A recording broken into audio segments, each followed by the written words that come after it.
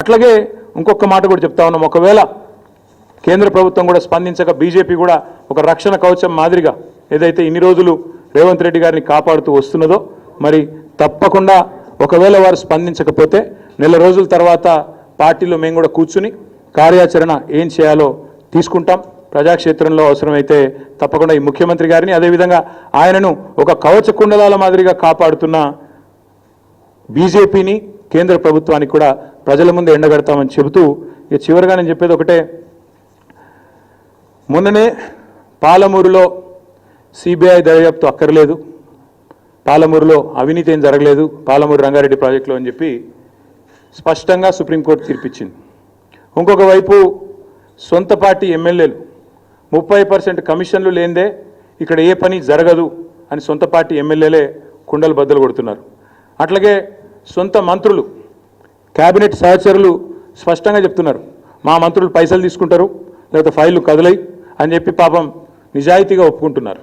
ఇంకోవైపు సొంత మామ పిల్లనిచ్చిన మామ కాళేశ్వరంలో అవినీతి ఎక్కడిది మన ఎక్కడిది, 1,00,000 కోట్ల ప్రాజెక్టులో 94,000 కోట్లు ఖర్చు అయితే అలా 1,00,000 కోట్ల కుంభకోణం అని ఎట్లా అంటారు, ఇది అసంబద్ధం అని చెప్పి సొంత పిల్లనిచ్చిన మామ చెప్తా ఉన్నారు. కాబట్టి ఫ్రస్ట్రేషన్లో రేవంత్ రెడ్డి గారు ఏవేవో చేస్తుంటారు, ఏవేవో లీకులు ఇచ్చి ఏదో రకంగా మీడియా మేనేజ్మెంట్ చేసి నేషనల్ హెరాల్డ్ కేసులో ఛార్జ్షీట్లో పేరు వచ్చిన కొన్ని పత్రికలు అయితే రాయలేదు. మాకు చాలా ఆశ్చర్యంగా ఉంది, ఎంత బాగా కవర్ చేసుకుంటూ వస్తున్నారంటే రేవంత్ రెడ్డి గారిని చాలా ఆశ్చర్యంగా ఉంది. ఇట్లా కూడా చేయొచ్చా అని, అంటే ఇంత పెద్ద కేసులో ఇంత పెద్ద మ్యాటర్ వస్తే ఒక ముఖ్యమంత్రి పేరు వస్తే ఇదే కేసీఆర్ గారి పేరుంటే రాకపోదురా, ఇదే కేసీఆర్ గారి పేరుంటే కోతికి కొబ్బరి చిప్ప దొరికినట్టు కొంతమంది సంబరాలు చేసుకుంటూ పేపర్ల నిండా తాటికాయంత అక్షరాలతో రాసేటోళ్ళు ఇలా రేవంత్ రెడ్డి గారికి కవరింగ్ ఇచ్చేందుకు చాలా కష్టపడి కాపాడుతున్నారు. వారందరికీ నేను చేసే విజ్ఞప్తి ఒకటే, మీరు ఎన్ని చేసినా ఎంత గింజుకున్నా ఈ మీడియా సంస్థలు ఎంత తాపత్రయపడ్డా ఆయన మీకు ఎంత అడ్వర్టైజ్మెంట్లు ఇచ్చినా ఎన్ని రకాలుగా మిమ్మల్ని ఫోన్ చేసి బెదిరించినా ప్రజలకు విషయం అర్థమైపోయింది.